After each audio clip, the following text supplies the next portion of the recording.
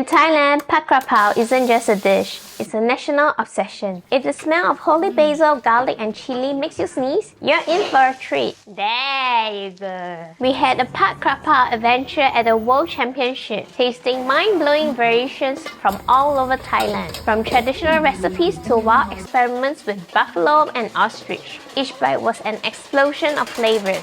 There's also no shortage of passionate cooking on display. These chefs put their heart and soul into every plate, creating a symphony of savory, spicy, and umami goodness. Pat Krapao is a taste of Thailand's heart and soul. Want to make it at home? Check out my full recipe on my channel.